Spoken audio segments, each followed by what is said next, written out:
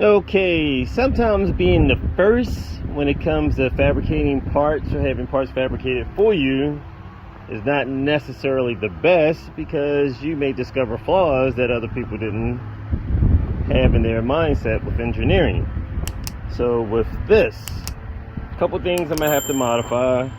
One of the engine hoist pickup points right here, which is nothing major. I can take this off. We can put it back on if we got to snatch the engine out the car, or I could just slice it right down the middle and we'll still have this hook available if we need to do a quick reference for snatching motors out. So there's a couple things, like I said, we can do. We can keep this in our toolbox. If we have to pull the motor, bolt it back on, save a few ounces, maybe half a pound, whatever, or leave it on modified. Another thing right here, the custom-made intake manifold. Now, when this was designed at first, I guess he had it situated for no one to run their direct injectors, because he has another intake manifold as well with dual injector setup for there. So as you can see, my original factory direct injectors are wedged right up against these injectors, the injector ports. So if I go to push this up in position to try to get my bolt hole in, as you can see, I'm up tight against my injector, which will not work. So what do?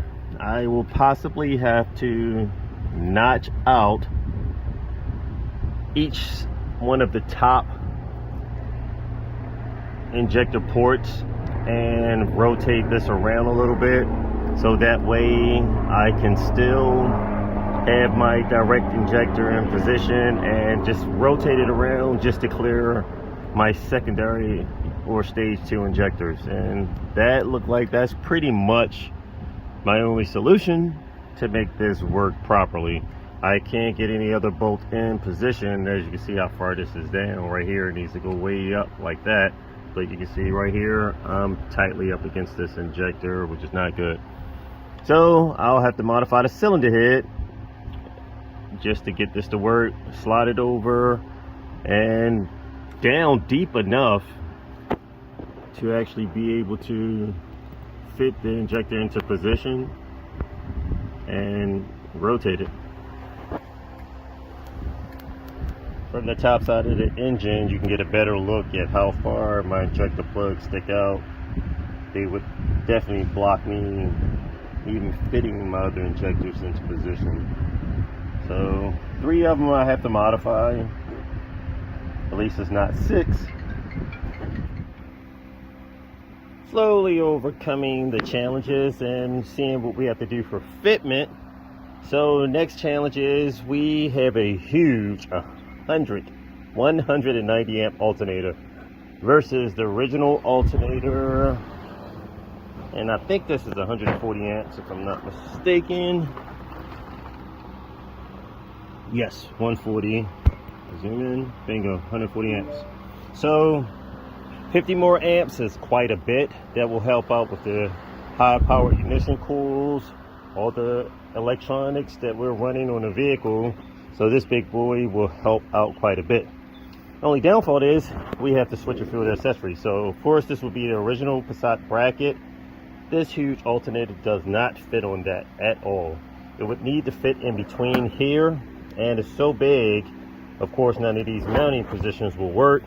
So we had to get a bracket, which I purchased for a while ago and this was last year. It goes to show you we're way ahead of the game, at least a little bit anyway, as far as getting some of the accessories.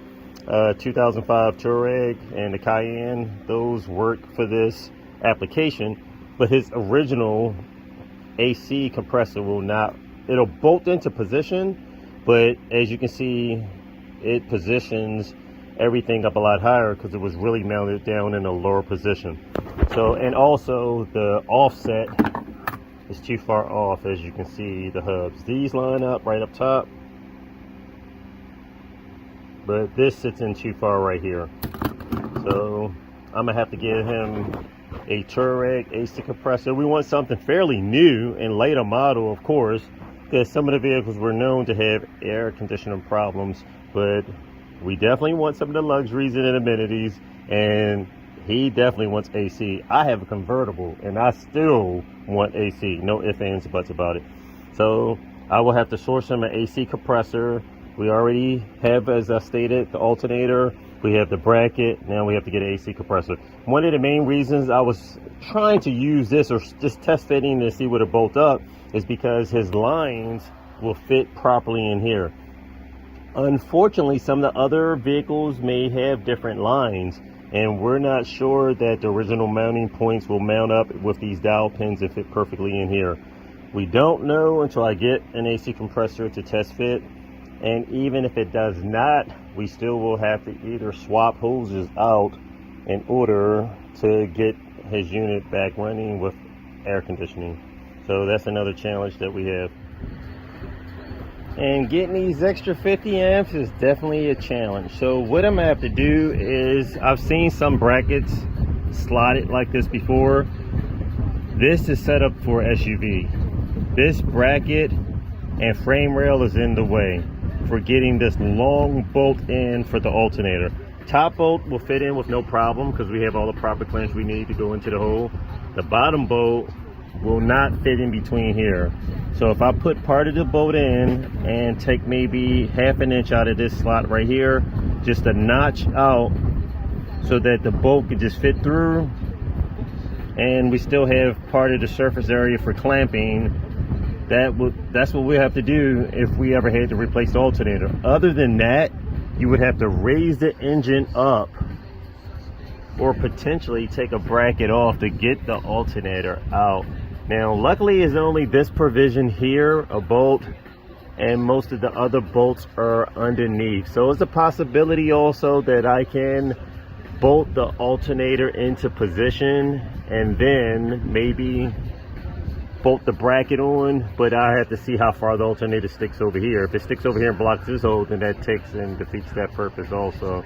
So we will see if this thing gives me at least the clearance to bolt it in position and then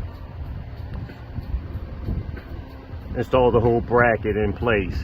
But no, actually it takes away from that also. I have a mounting point right here, so I can't do that. With the amount of vibration and harmonics that goes through a lot of engines, especially my 16 valve. Of course, the VR6 is a lot smoother, tremendously more smoother than a 4-cylinder, but you want all the brackets in here. Any type of shifting or whatever, I've seen brackets vibrate loose and the crack in the housing. So they've done a good job over the past few years of mounting everything in strategic points to prevent from cracking and still be somewhat durable.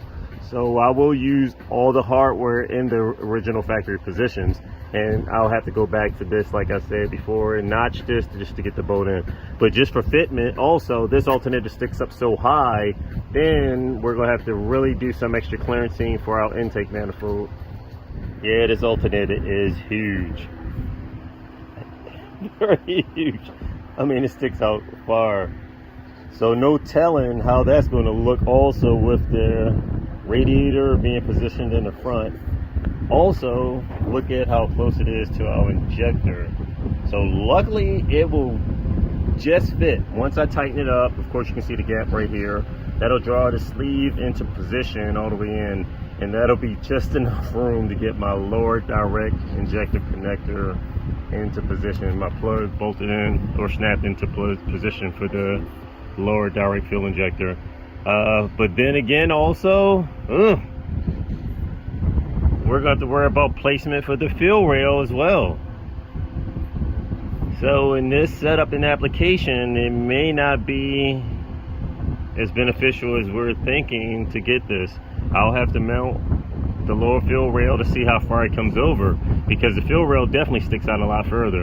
And if it's coming too close to any of this up here, then this will be a no-go.